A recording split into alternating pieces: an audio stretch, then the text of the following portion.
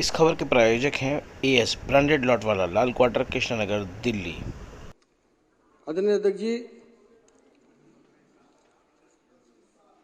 आज जो चर्चा सदन में हो रही है क्राइम पर,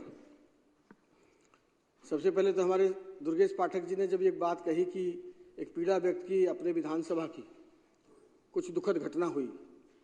दुखद घटना के प्रति तो हमारी संवेदना है, पर अच्छा होता कि दुर्गेश पाठक जी भी अगर वो 3 लोगों की मौत के बारे में भी बात करते जो दुखद घटना बेसमेंट में डूबकर लापरवाही के कारण हुई।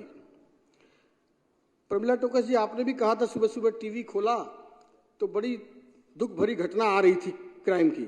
मैंने आज जब टीवी खोला तो सुबह सुबह पंजाब की घटना आ रही थी। डिप्टी सीएम सुखबीर बादल पर गोली से हमला, वो भी स्वर्ण मंदिर में, जबकि वहां पर ये क्राइम, ये लॉ एंड ऑर्डर का विषय। तो जहां पर आपके पार्टी की सरकार है वहां तो क्या कर पा रहे हैं आप? दिल्ली विधानसभा में पंजाब विधानसभा की चर्चा करेंगे। लॉ एंड ऑर्डर पे है, पंजाब विधानसभा लॉ एंड ऑर्डर में बोल रहा हूँ अध्यक्ष जी, लॉ एंड ऑर्डर पर। अजय महावर जी, जब दिल्ली सरकार पहली बार बनी 2013 अजय महावर जी, आप समझदार व्यक्ति हैं। 2013 में गुप्ता जी बोलते तो मैं समझता भी। जब दिल्ली में आम आदमी बोलने दो यार, बोलने दो। जब दिल्ली में आम आदमी पार्टी की सरकार बनी, पहली घटना क्या घटी? चीफ सेक्रेटरी अंशु प्रकाश को सीएम के घर में मारा गया। क्या ये लॉ एंड ऑर्डर नहीं है? राज्यसभा की मेंबर स्वाति मालीवाल को पीटा गया, क्या ये लॉ एंड ऑर्डर नहीं है? ये आम आदमी पार्टी और केजरीवाल की सरकार का फेस बताता है कि वो कितने संवेदनशील हैं इस प्रकार के।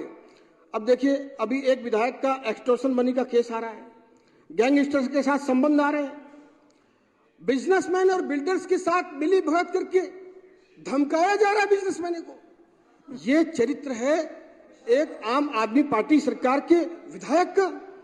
अभी एक माननीय सम्मानित सदस्य यहाँ के, कोर्ट ने उनको 2 साल की सजा सुनाई है, तो क्या कोर्ट भी न्याय नहीं कर रहा? आप उस पर भी सवाल उठाना चाहते हो? कोर्ट ने उनको सजा दी है 2 साल की, और आप उसको भी मानने के लिए तैयार नहीं है। बेटी बचाओ बेटी पढ़ाओ की चिंता इस सदन में हुई है, अच्छी बात है, पर जब ये सरकार गली मोहल्ले में, रिहायशी इलाकों में दारू के ठेके खोल रही थी, तब उन महिलाओं के बारे में नहीं सोचा गया? तब नहीं सोचा गया? लॉ एंड ऑर्डर को आप लोगों ने इतना खराब किया है। और आप अभी आंकड़े की बात कर रहे थे, मैं देख रहा था अभी आंकड़े, जिसके साथ आपने गलबाहियां की, मोहब्बतें इजहार किया, आपने गठबंधन करके अभी लड़ाई लड़ी, उनके शासन में और हमारे शासन का फर्क मैं आपको अभी बता देता हूं। देखिए, रॉबरी, मनमोहन सिंह की सरकार में दिल्ली में 6464 रॉबरी के केस थे, अभी इस 10 साल में 1808 हैं। बर्गलरी 10,309 केस थे मनमोहन सिंह के 10 साल के शासन में दिल्ली में, अभी 6,189 हुए 10 साल में। मर्डर 586 थे, 509 हुए। ईवटीज, क्यों सुनोगे? मादा नहीं सुनने का, हिम्मत नहीं सुनने की।